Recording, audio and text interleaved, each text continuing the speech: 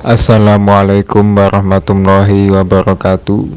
Alhamdulillahirrabbilalamin. Wassalatu wassalamu ala asrafil anbiya'i wal mursalin Sayyidina wa maulana Muhammadin wa ala alihi wa sahbihi wa sallim ajmain, amma ba'du.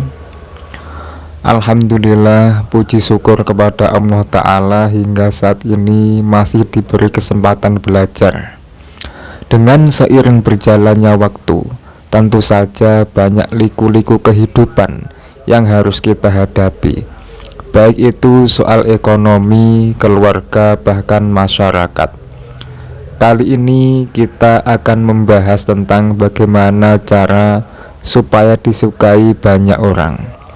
Apakah harus kaya, tampan, ataupun cantik? Memang semua itu bisa menjadi pemicu agar banyak orang tertarik pada kita, tapi itu semua tidak menjamin. Tidak harus kaya, tidak harus tampan ataupun cantik. Yang perlu diperhatikan adalah bagaimana sikap kita terhadap orang yang lebih tua, lebih muda, bahkan anak-anak ataupun sebaya. Pertama, contoh kepada orang yang lebih tua.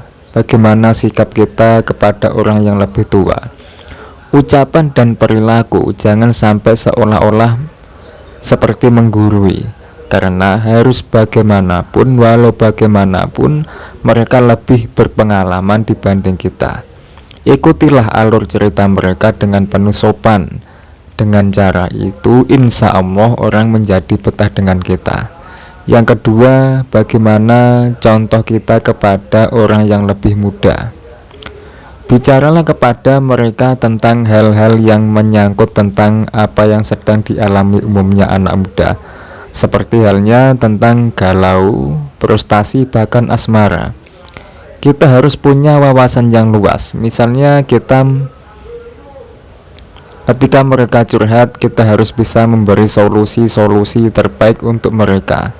Karena kita lebih tua, posisikan kita seolah-olah sebagai kakak supaya mereka nyaman kepada kita. Kemudian contoh yang ketiga, sikap kita kepada anak kecil.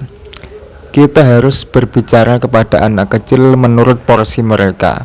Buatlah mereka senang dengan cara tebak-tebakan ataupun bercanda. Jangan bicara kepada anak kecil seperti kita bicara kepada orang dewasa, ya nggak akan nyambung. Terus yang paling penting, harus ramah, tamah, murah senyum.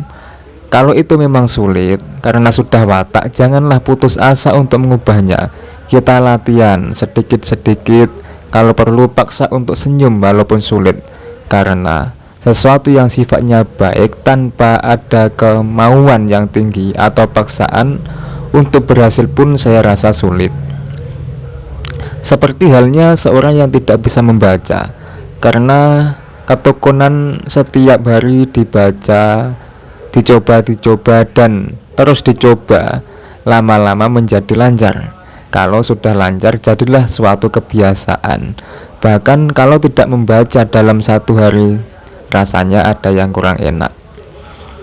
Seperti halnya orang yang sulit senyum, kalau tiap hari dicoba terus, lama-lama akan terbiasa dan enteng ataupun tidak kaku untuk melakukan senyuman. Bergaul pun juga begitu. Dengan cara itu insya Allah banyak orang yang suka kepada kita. Dengan catatan kita harus punya tata krama dalam bercanda. Kemudian belajarlah menjadi orang yang humoris. Ini yang penting. Kita belajar menjadi orang yang humoris. Hal ini sangat penting kita pelajari dan kita lakukan, sebab di dalam humoris mampu menghilangkan penat, stres akibat pekerjaan. Apalagi kalau kita humoris kepada kawan. Berkat kehumorisan kita, kawan yang sedang punya masalah setidaknya bisa terhibur dengan ketawa lepas melihat kekonyolan kita. Bahkan Kiai Haji Abdurrahman Wahid yang sering disapa Gus Dur mendawuhkan, orang yang suka bercanda bisa mencerdaskan pikiran. Wa alam biswab. Semoga bermanfaat dan selamat melakukan dan mempraktekkan. Assalamualaikum warahmatullahi wabarakatuh.